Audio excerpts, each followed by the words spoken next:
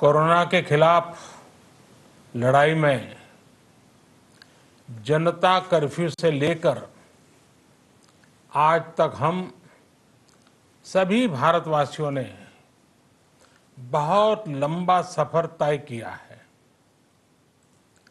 समय के साथ आर्थिक गतिविधियों में भी धीरे धीरे तेजी नजर आ रही है। हम में से अधिकांश लोग अपनी जिम्मेदारियों को निभाने के लिए फिर से जीवन को गति देने के लिए रोज घरों से बाहर निकल रहे हैं। त्योहारों के इस मौसम में बाजारों में भी रौनक धीरे धीरे लौट रही है, लेकिन हमें ये भूलना नहीं है कि लॉकडाउन भले चला गया हो, वायरस नहीं गया है।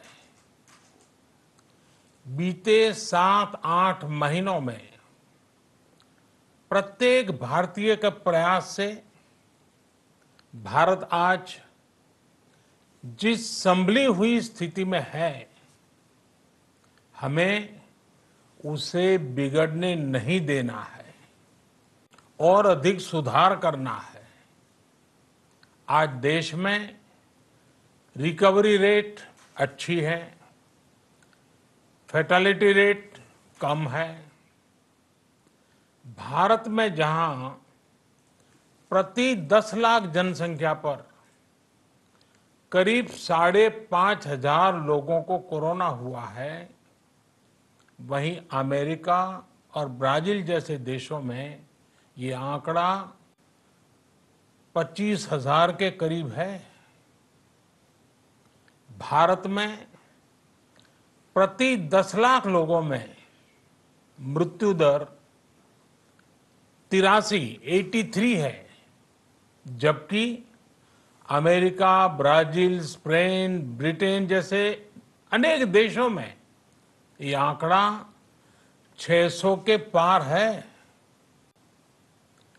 दुनिया के साधन संपन्न देशों की तुलना में भारत अपने ज्यादा से ज्यादा नागरिकों का जीवन बचाने में सफल हो रहा है। आज हमारे देश में कोरोना मरीजों के लिए 90 लाख से ज्यादा बेड्स की सुविधा उपलब्ध है। 12,000 क्वारंटाइन सेंटर्स है। कोरोना टेस्टिंग की करीब 2,000 लैब्स काम कर रही है।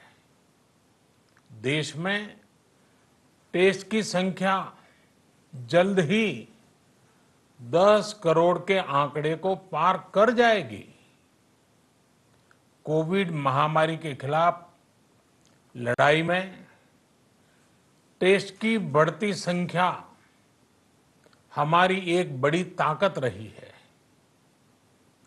सेवा परमो धर्म के मंत्र पर चलते हुए हमारे डॉक्टर, हमारे नर्सिस, हमारे हेल्थ वर्कर्स, हमारे सुरक्षाकर्मी और भी सेवा के भाव से काम करने वाले लोग इतनी बड़ी आबादी की निस्वार्थ सेवा कर रहे हैं। इन सभी प्रयासों के बीच ये समय लापरवाह होने का नहीं है। ये समय ये मान लेने का नहीं है कि कोरोना चला गया या फिर अब कोरोना से कोई खतरा नहीं है। हाल के दिनों में हम सब ने बहुत सी तस्वीरें, वीडियो देखे हैं जिनमें साफ दिखता है कि कई लोगों ने अब सावधानी बरतना या तो बंद कर दिया है या बहुत ढिलाई ले आए हैं। ये बिल्कुल ठीक नहीं है। अगर आप लापरवाही बरत रहे हैं, बिना मास्क के बाहर निकल रहे हैं, तो आप अपने आप को, अपने परिवार को, अपने परिवार के बच्चों को, बुजुर्गों को उतने ही बड़े संकट में डाल रहे हैं।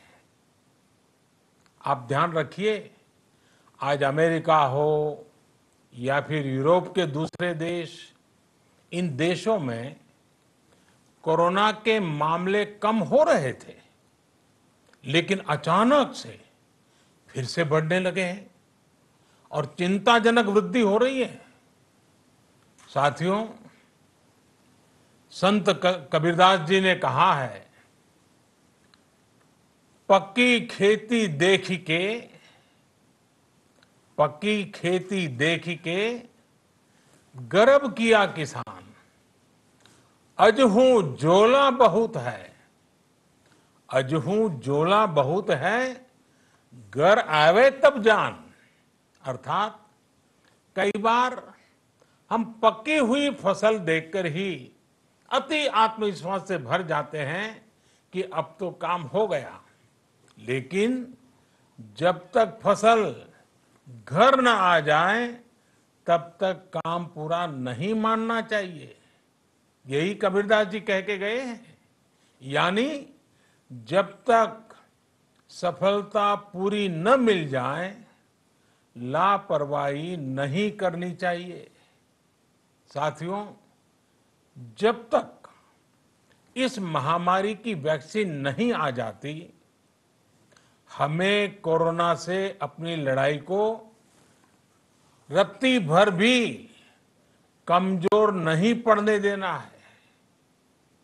बरसों बाद हम ऐसा होता देख रहे हैं कि मानवता को बचाने के लिए युद्ध स्तर पर पूरी दुनिया में काम हो रहा है। अनेक देश इसके लिए काम कर रहे हैं। हमारे देश के वैज्ञानिक भी वैक्सीन के लिए जी जान से जुटे हैं। भारत में अभी कोरोना की कई वैक्सीन पर काम चल रहा है।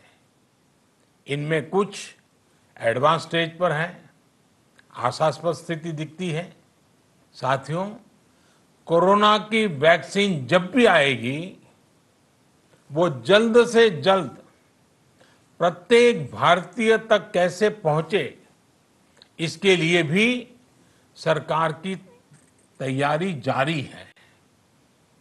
एक एक नागरिक तक वैक्सीन पहुंचे, इसके लिए तेजी से काम हो रहा है।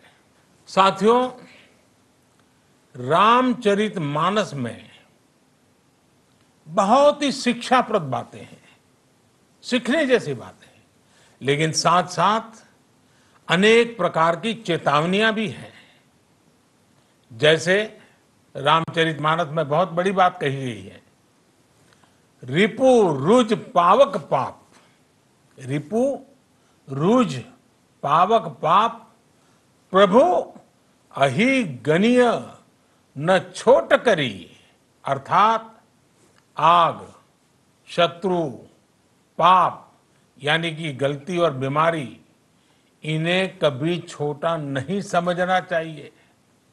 जब तक इनका पूरा इलाज न हो जाए, इन्हें हल्के में नहीं लेना चाहिए। इसलिए याद रखिए, जब तक दवाई नहीं, तब तक ढिलाई नहीं। त्योहारों का समय हमारे जीवन में खुशियों का समय है, उल्लास का समय है। एक कठिन समय से निकलकर हम आगे बढ़ रहे हैं।